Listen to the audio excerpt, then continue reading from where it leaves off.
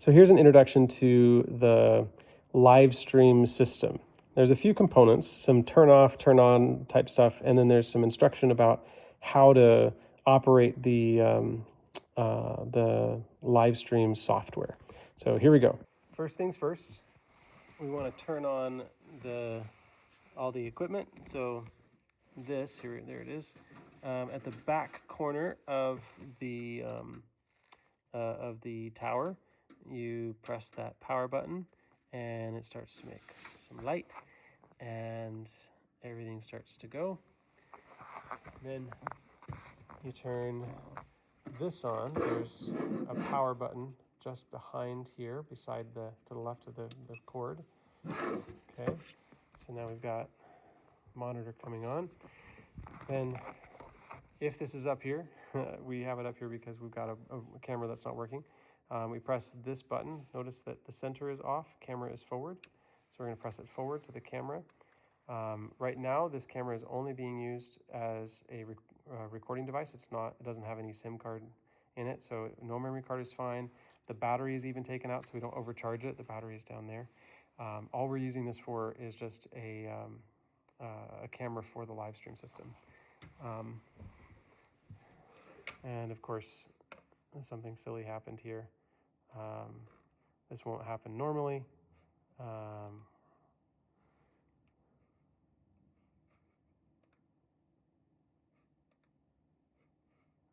my goodness. There we go. Okay, so normally this is the screen that you're going to get. And one more thing that we have to turn on, and that's downstairs. We have to turn on the cameras. So we take this remote downstairs. Okay, and the cameras are in two places. This is one camera, and so on the remote you press the 1 button, and I'm going to show you turning it off because they're on right now. So you press and hold for 3 seconds on the power button, and it goes into that kind of a sleep mode up there. Turns backwards, kind of folds in on itself. So let's do this again. Press the 1 button and then press the power button for 3 seconds, and it wakes up theoretically. There we go. Press and hold for 3 seconds.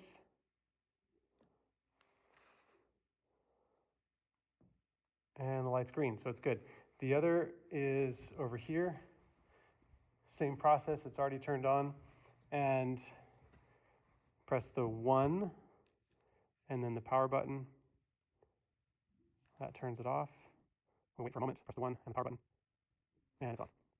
Okay, we're waiting for green light, good. So now we go back upstairs.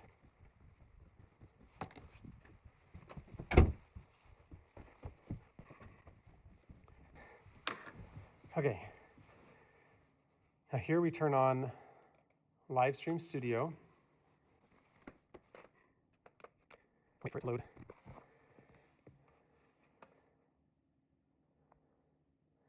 Okay, so we've got a couple cameras. This is our camcorder, and the only way that you can move it is by physically putting your hand on it and moving it back and forth. And you can see it moves back and forth based on your hand motion, right? So that's a physical camera, you move it physically. But Cam 2, we've got a problem. I don't know why one of our cameras isn't working. So Cam 2 is your other source. And with your mouse, you can click on Cam 2 and it shows in the preview. Double click on it and it shows in the output. So the preview is just if you clicked on this, double clicked on this, it's going to show here. Double click there again, it's going to show here. So your Cam 2 is not aiming at anything valuable. And the only way to control that is through this device. So I'm going to attempt to show you. First of all, in order to control Cam 2, you actually have to call it and click on that Cam 2 button. So now we've got a bunch of buttons lit up. Over here, we've got autofocus, which we want. We've got AE audio. That's also called your iris. You can change this manually, and that's like light and dark. But we don't really want to do that. We want to make it auto, and watch what happens when I press the auto button. Oh, that's much better. Okay, over here, WBC mode. I really don't know what those are. Just leave them alone. And then over here is the PTZ speed. So you can see this will decrease from 1 to 8. So the higher that number, the faster movements are. So I like it lower at like 2 or 3. Now the camera moves with a joystick. So for instance, move the joystick right and the camera will move right. Now you have to have this Cam 2 selected in order for that to work. Notice how slowly it moves. Slow is good because it doesn't feel jerky when you're actually live. Now, the only time they're going to see it on the live stream is if it's in the output. So it's ideal if I make my adjustment. Let's say I'm going to switch to my camcorder. I can come up here and with this button, I can zoom in. And that's not exactly right. And I can adjust it with this handle to be able to see the speaker nicely. And so I set that up in my preview. And then when I've got it set up, I can double click that and go live. So if I do the adjustments, let's say I'm doing the same thing with Cam 2, I can, let's see. There's the pulpit. I can do the adjustment ahead of time, and then I can switch to my other camera.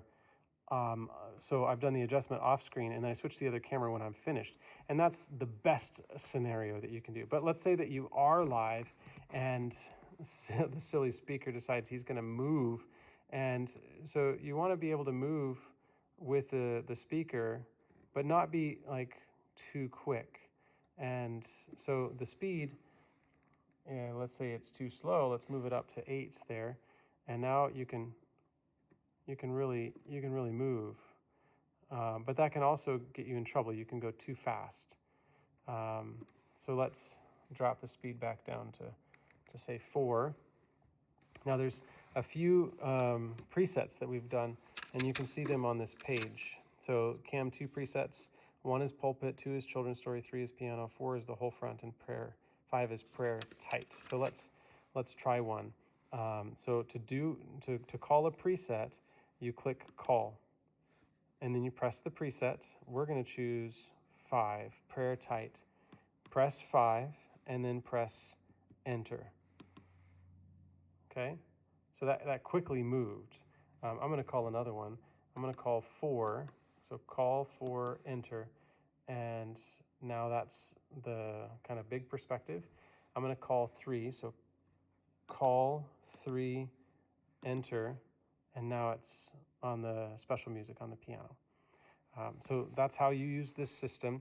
If camera 1 is working, when it works, to move camera 1, you have to switch this board to camera 1, and then camera 1 will work. Okay, so that's kind of operational stuff. Something to keep in mind when you're framing somebody. You want the camera to be, I'm going to move this, oops. There we go. So you want the camera to have the speaker, the head of the speaker at about 1/3. So the focal point would be the eyes. So the eyes should be at about 1/3 of the screen. So you don't want the camera, the head of the speaker halfway down. So like, your camera is up here and the speaker's head is like right here. That looks weird. You also don't want your camera to be low. So your speaker's head is like right at the top. You want the speaker's head to be about 1/3 of the way down from the top, and centered roughly. Now, if you're zoomed in and the speaker is just standing there and you've got a nice frame on the face, that's fine. But there we go. But what if the speaker moves around a lot? You don't want to be like panning back and forth and trying to match the speaker. That's frustrating. So what you do instead, if he moves a lot, is you back out a little bit, and You allow the speaker to move back and forth in the frame, and you don't move the camera a lot. Okay, to go live, down here, you're going to change the name. So it goes title of the sermon, which you can find in the bulletin, name of the presenter, also in the bulletin, and then the date that it's being presented. And if you don't know the date, look on the front of the bulletin. So you should have all that information. Now, a few things that you want to know about this but don't want to change. This needs to go to Vimeo, Bonners Ferry Adventist. That should be what it looks like. You can leave the standard latency there. And then this selected event, you don't want to create a new one. Leave it on the Bonners Ferry Adventist Church Worship, and that includes all the settings necessary to get this onto YouTube and Facebook. There's a few other things about scheduling. Don't change them. The only thing you change is the title. So change the title and then click Go Live. One thing I like to do is have this welcome screen. We're glad you're here. And if you're starting the live presentation 5 minutes ahead of time, then you could theoretically use a countdown clock. We don't have that one set up right now, but just start with a welcome, glad you're here, and then when the music people are set up, then you can transition into a slide that shows, a camera that shows the choristers. So when you're done, just click Go Live again. There's going to be, it's going to change form a little bit. It might change the words. I don't remember what it says, but it's this button, same button. Click it to go live. Click the same button to turn off. And you're good. It's published. You don't have to do anything. There's no editing. So once you're all finished, close Livestream Studio and close your computer. I'm going to update and shut down because an update was installed and it's asking me to, and I don't want it to update during the worship service. So we're going to update and shut down. And then we can turn this off, the switch back here. That's good. We can turn this off, goes right in the middle. Camera is off, there we go. And then we can go downstairs and we can turn our cameras off, and then you're good to go. That's all done.